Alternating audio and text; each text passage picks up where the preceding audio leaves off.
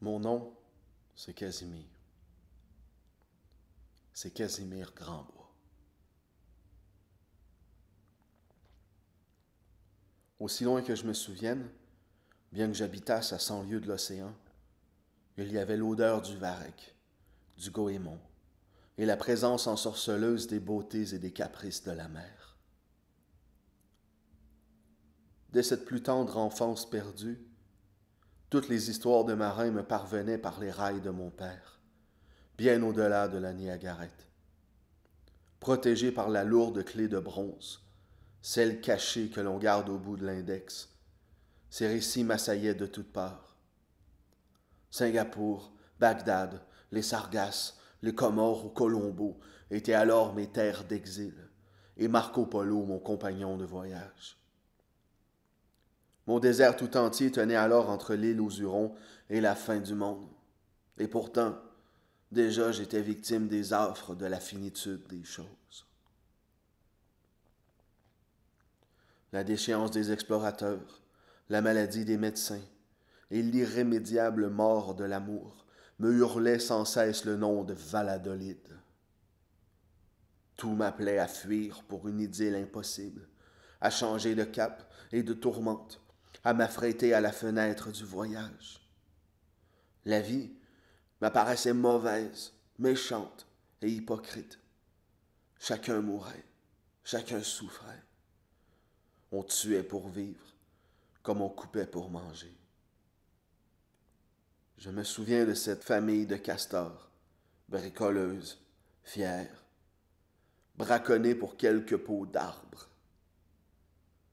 Les survivants s'exilèrent pour se fonder une autre république, en d'autres ciels aussi peu cléments. Ils s'exilèrent un peu plus au nord de la rivière, sans pour autant que cela ne changeasse quoi que ce soit à leur existence de castors. Tout comme pour moi. Car au final, il n'y a que la mort qui compte. Mais encore faut-il vivre pour mourir. Et où cela conduit-il? Je n'avais que la fugacité comme simple expression. En proie à des jours qui ne reviendront pas, à des heures qui ont vécu et qui sont mortes, et au poids de ces milliers d'êtres qui en ont souffert, en ont crié de ces heures mortes, et qui se sont mêlés aujourd'hui à la poussière des choses. Je n'étais rien.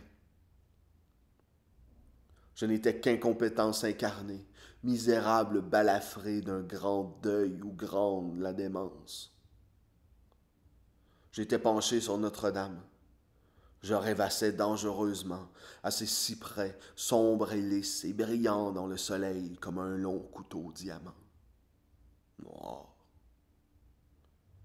Je songeais à ces bijoux et à ces monastères légendaires, peuplés de sages fous, que jamais je ne verrais. Je pensais à ces longs fleuves sinueux de marchandises endimanchées, pailletés de triples avées, pour que tout cela cesse enfin. Et je rêvais, en pleurs, cette impossible tâche que la naissance m'avait imposée. J'étais sur le pont, penché sur la Notre-Dame, lorsqu'elle m'est apparue, plus claire et plus limpide qu'elle ne me le serait jamais, toute tendre et douce et belle à la fois. Cet amour maculé qui me prit à la gorge et me coupa le souffle.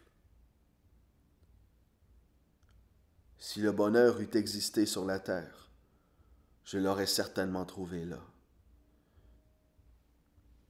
Mais cet instant passe avec ces jours de grande douceur qui, glissant dans l'air et sur l'eau, nouant les chaînes de l'oubli, tissent la tunique de l'absence et nous laissent comme un enfant seul dans la nuit.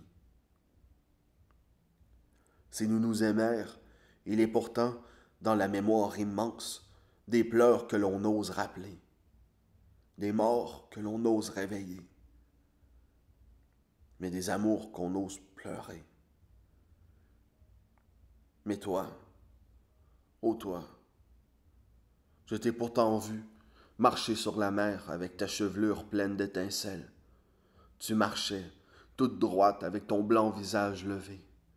Tu marchais, et tu repoussais lentement le prodigieuse frontière des vagues, avec tes deux mains devant toi, comme les deux colombes de l'arche, et tu nous portais au rendez-vous de l'archange. Et tu étais pure et triste et belle, avec un sourire, le cœur désemparé. Et les prophètes couchaient leur grand silence sur la jalousie des eaux. Et il ne restait plus que le grand calme fraternel des sept mers, comme le plus mortel tombeau. Mon nom, c'était Casimir. C'était Casimir Grandbois.